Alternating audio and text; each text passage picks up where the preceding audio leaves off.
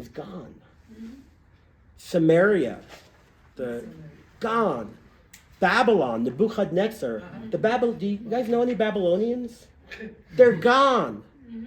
Persia, gone. Rome wasn't built in a day, right? The Roman Empire, gone. Cyprus.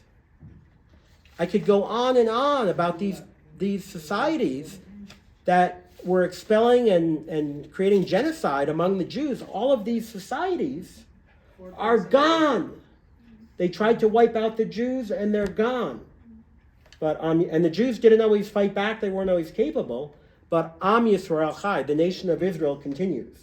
And that is because Jacob got the blessing that you will carry Abraham, Yitzchak, and Jacob will carry on the Jewish people. They may suffer tragedies. There's a complete list of these tragedies throughout Jewish history, but we outlived them all, Am Yisrael Chai. But we learned that it is unfortunately necessary to become Yisrael, to fight back at times.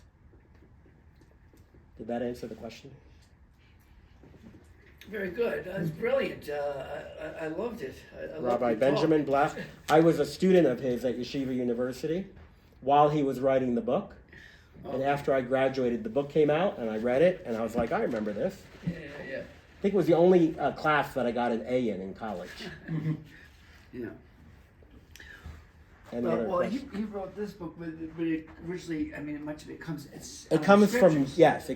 He uses sources of scriptures, but he ties things together in ways that I've rarely seen. I've studied all of this, but I never learned it in this level, where he ties these ideas together. And it's called The Basics of Deed and Creed, the fundamentals of the Jewish faith, the idea that we don't turn the other cheek, and why not, and the biblical story of why turning the other cheek didn't work, and how the Jewish nation grew out of this moment, and Rachel, and how she influenced him to get the blessing, because that blessing meant a lot.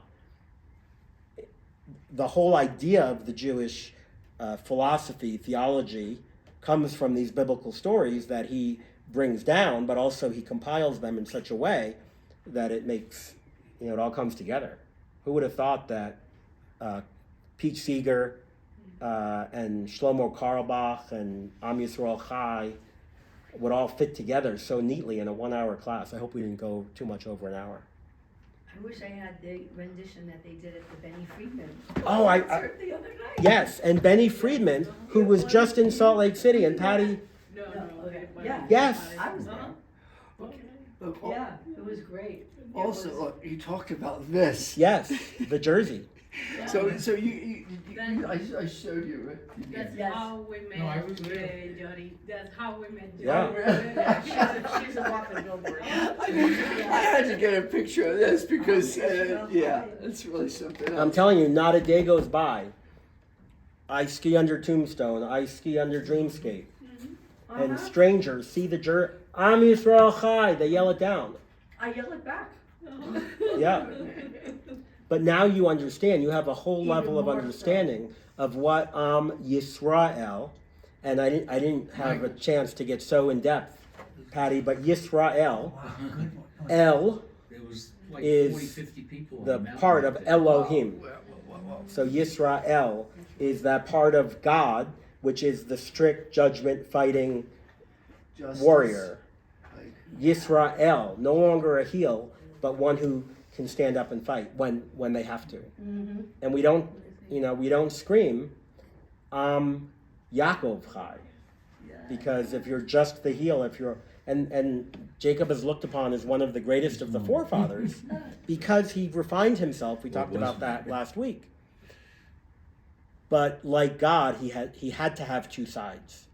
He had to have the merciful, gentle, loving, kind side, but also needed to have that strict warrior it's so side. interesting. He was refined. He was spiritually studied the scriptures. He was peaceful, unlike the brother who was this wild man of the field. But as you say, it ties together. He realized there's a time for justice to fight. Yeah, he realized it eventually. Yeah. And maybe God kind of stepped in with that. We don't know what that dream was all about, but maybe that was like some divine intervention that he turned him into a man who can fight. Like, if I can give a little opinion, I mean, I don't think it was a dream. I mean, it says that it said like it was real. Like he fought, he but he wrestled went with an to angel. in the middle of the night. He injured his leg. The injury that he had was real. Yeah. But I don't know. Sometimes I have restless dreams and I pull a muscle. Who knows?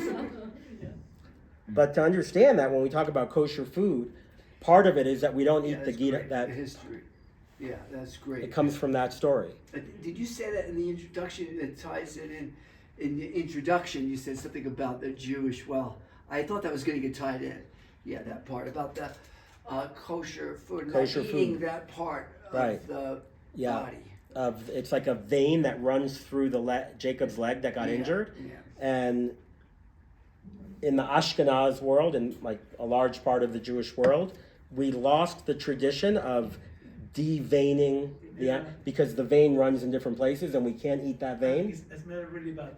It smells bad. We have the name for the name is It's the sciatic nerve. yes. When you return this vein, the flavor is different. Really? Yeah. Albiscle is in Spanish. I Right. don't know. When the hunter Deveins them. yes, retard the vein.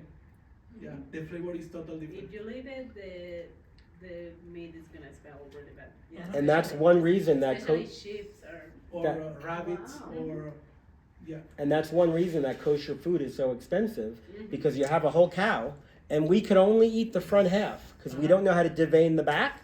So when you have a kosher animal that's doesn't have injuries to its lung and it's slaughtered properly, we don't even get to eat the whole animal.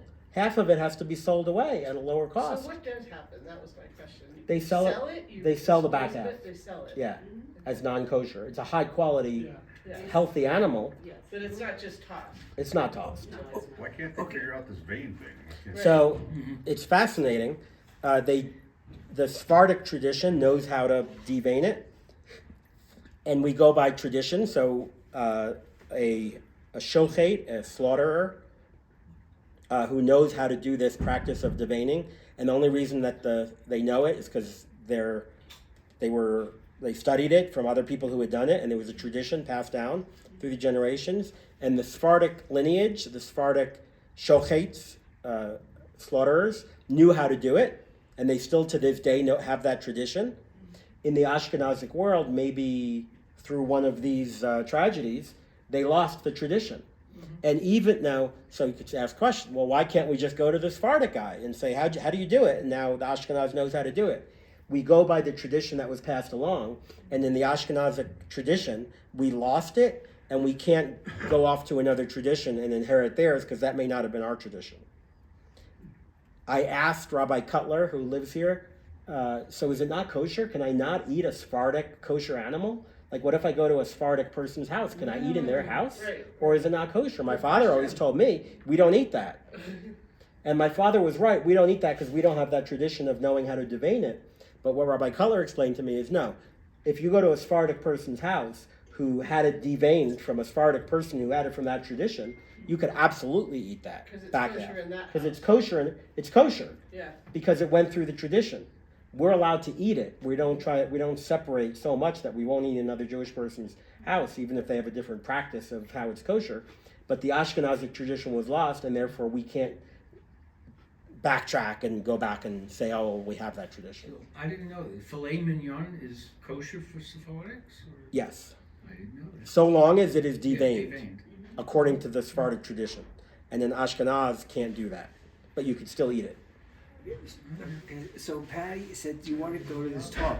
And so I said, what's it about? And then she answered, and then she sent it back. And so that sounds interesting. But then I said, okay, let's read these scriptures before we go so we have some background. See, and then, right? studied. Patty Wow. read this. And then she says, this is Genesis 32. It says, but he was limping because of his hip. That is why to this day the sons of Israel are not accustomed to eat the thigh sinew. And then you click on this little asterisk here, the sinew of the thigh nerve. So that's it. That's what you say, like a sciatic nerve. I'm glad I did my homework because you did your homework. And if I were just like, oh, they won't know. Right.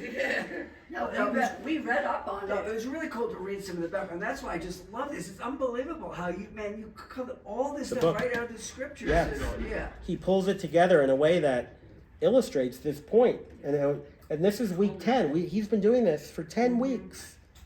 Okay. Yeah, this was, in the promo, I said this was a killer class. Now you understand what that meant. Well, I'm surprised.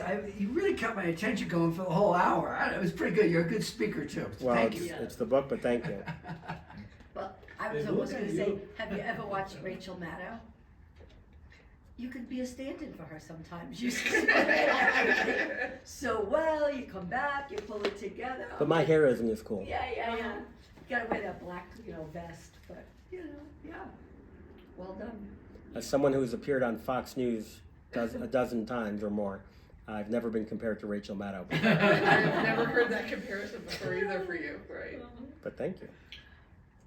Well, That she's might be wonderful an the in, way you should she say had- that, go, listen, Patty says.